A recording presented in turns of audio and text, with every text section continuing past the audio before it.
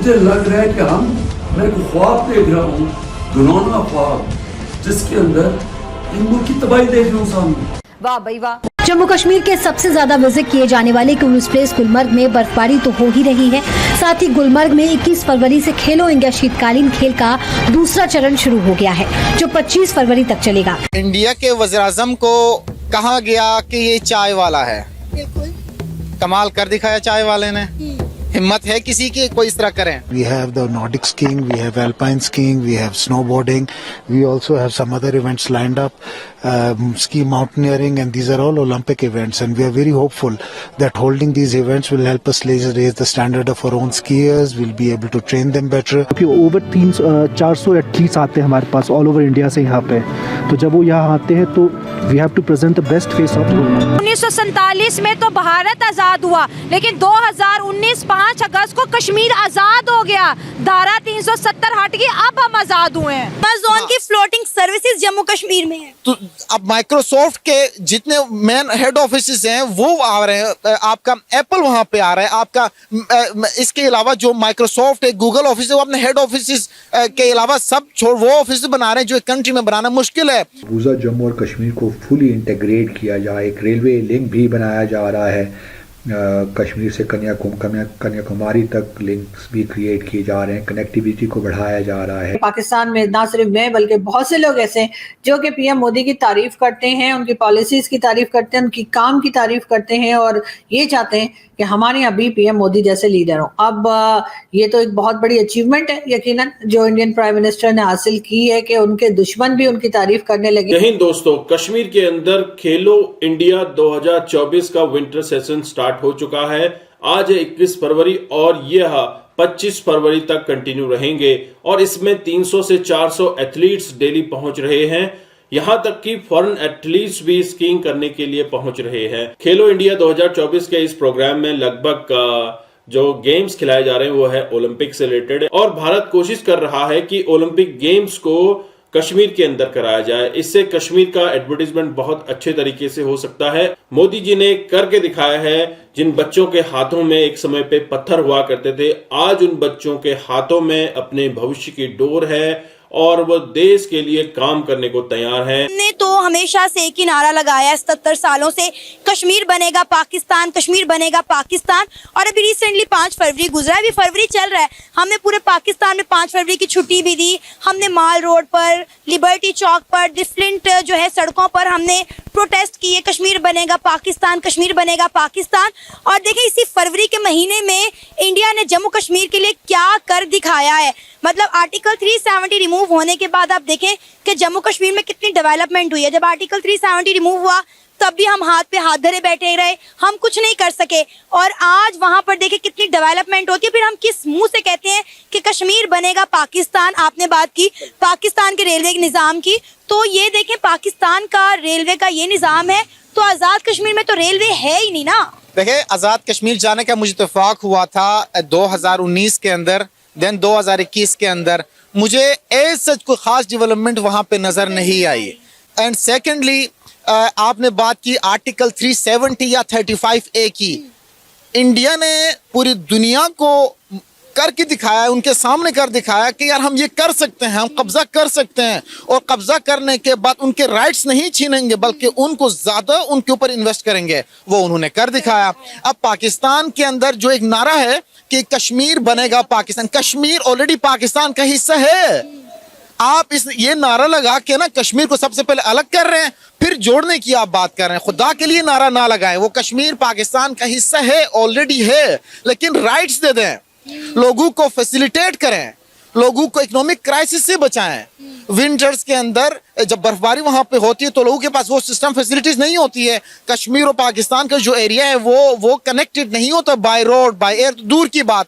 तो कश्मीर पर जितना इंडिया इन्वेस्ट कर रहा है, खासकर इंडियन ऑक्युपाइड कश्मीर पर, तो इतना पाकिस्तान आज़ाद कश्मीर के ऊपर बिल्कुल इन्वेस्ट नहीं कर रहा। इनको चाहिए कि वहाँ के लोग हैं उनको राइट्स दे दें।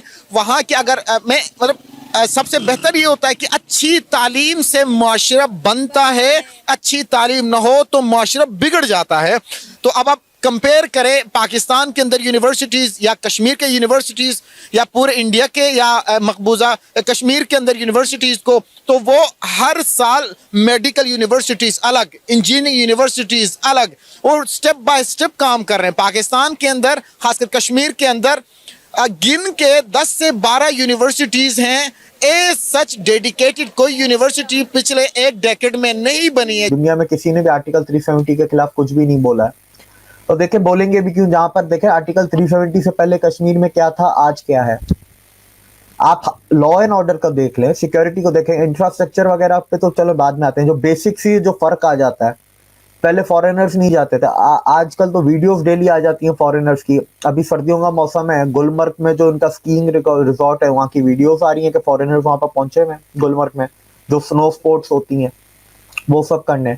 अब देखें फिर ये कि आज जो 32,000 करोड़ हैं, इसमें से 9 इंडस्ट्रियल ई स्टेट्स को भी डेवलप किया जाएगा, 280 करोड़ उसको दिए गए हैं। जो जम्मू का जो एयरपोर्ट है, उसका नया टर्मिनल 865 करोड़ में नया एयरपोर्ट पूरा तैयार किया जाएगा। पहले एक श्रीनगर का एयरपोर्ट हुआ करता था, ये अलग है, ये जम्मू में है। तो ये देखें डेवलपमेंट आ रही है, पैसा आ रहा है। अब देखें ना, रोजगार किसको मिलेगा, काम उधर कौन करेगा, कश्मीरी करेंगे ना, तो उनकी जिंदगी बेहतर होगी। 19 से पहले जो आंकड़े आप देखें आतंकवादी घटनाओं के, वो आपके मोर देन 50% कम हुए हैं। जो आपके इससे रिलेटेड टेररिस्ट एक्टिविटी से रिलेटेड जो डेथ कैजुअलिटीज होती थी, चाहे सिविलियन की हो चाहे आर्म फोर्सेस की हो, वो 70% कम हुई है। पत्थरमारी, जो पत्थरबाजी हर जुम्मे को होती थी नमाज के बाद, वो 0 हो चुकी है। 19 से लेके अब तक 0, अब 0 होती है। तो इतना जब फर्क आ गया है, तो वहां के लोगों की जिंदगी भी तो बदली है ना, उनकी जिंदगी में तो आसानियां आई है ना। और फिर जो इंडिया की सारी स्कीम्स हैं वो उधर जाके लागू हुई, चाहे वो गैस की हो, पानी की हो, रोजगार की हो, स्किल डेवलपमेंट की हो, डिजिटल इंडिया हो, स्टार्टअप इंडिया हो। अभी पिछले हफ्ते ही एक कश्मीर जम्मू का ही स्टार्टअप था, फ्रूट वाला कुछ करके, हॉर्टिकल्चर का, जम्मू का ही था। उसको इंटरनेशनल इन्वेस्टमेंट आई है 60 करोड़ रुपए।